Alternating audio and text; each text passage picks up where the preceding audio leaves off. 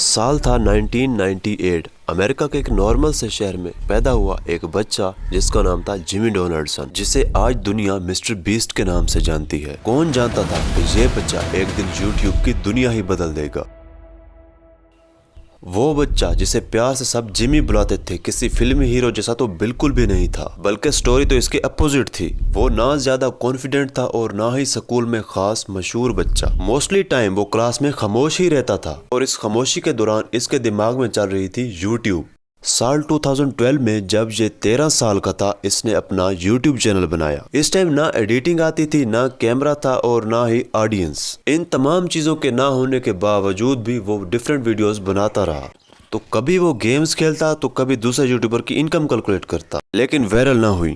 1 سال، 2 سال، 5 سال تک گزر گئے، لیکن مسئلہ یہ تھا کہ کوئی بھی ویڈیو وائرل نہیں ہو رہی تھی۔ جیمی نہ صرف ویڈیوز بنا رہا تھا بلکہ یوٹیوب کو اسٹڈی کر رہا تھا، اور کافی سارے ایکسپیرینس کے بعد جیمی نے یہ سیکھا کہ کچھ نیو ٹرائی کرنا چاہیے۔ اور اسی کے بعد جیمی کی ایک ویڈیو آئی کاؤنٹنگ ٹو 1 lakh، جس میں اسے پورے 40 گھنٹے لگے۔ اب کافی ساری ویڈیوز کے بعد جیمی ایک چیز تو سیکھ چکا تھا کہ اگر لوگوں کی اٹینشن اپنی طرف کرنی ہے تو کچھ نیو ٹرائی کرنا ہوگا، اور اسی چیز کے چلتے جیمی نے بنا ڈالی ایک ایسی ویڈیو جو وائرل ہو گئی۔ اسی وجہ سے نیو آڈینس آئی اور لاکھوں میں ویوز آنے لگ گئے۔ یہاں سے شروع ہوا مسٹر بیسٹ کا اصل سفر۔ انہیں ایک چیز سمجھ آ چکی تھی کہ اگر آپ نے انٹرنیٹ پر کامیاب ہونا ہے تو آپ کو نیو آئیڈیاز لانے پڑیں گے اور کچھ ایسا کرنا ہوگا جو دوسرا کوئی نہ کر رہا ہو۔ اور اسی سے شروع کیے اس نے بڑے بڑے چیلنجز، جن میں ایک آئیڈیا یہ بھی تھا last to leave the circle win $10,000 giving $1 lakh to random people. لیکن مسٹر بیسٹ کی کامیابی کی وجہ انٹرٹینمنٹ ہی نہیں تھی، جیمی نے لاکھوں ڈالر ایسے ہی بانٹ دیے۔ اسی سے ہی آڈینس بلڈ ہوئی اور ایک نیو کریوسٹی پیدا ہوئی۔ جیمی کی اسٹریٹجی نے اتنا کام کیا کہ بہت ساری آڈینس بہت کم ٹائم میں ہی بلڈ ہو گئی۔ جیمی کی اس ہیلپ فل اسٹریٹجی نے اسے کافی ساری آڈینس بلڈ کر کے دی اور ڈیفرنٹ کنسٹرکشن کے کام کیے صرف ڈونیشنز کے لیے۔ جیمی کی سکسیس صرف یہی نہیں تھی کہ وہ ایک اچھا یوٹیوبر بنا تھا، بلکہ یہ بھی تھی کہ وہ ہیومینٹی کے لیے کچھ ایسا کر رہا تھا جو اس ٹائم کوئی یوٹیوبر نہیں کر رہا تھا۔ یہاں پر نہ صرف ویڈیوز آ رہی تھی بلکہ اس چیز کا بھی اندازہ ہو رہا تھا کہ کیسے کسی انسان کی فیلنگز کو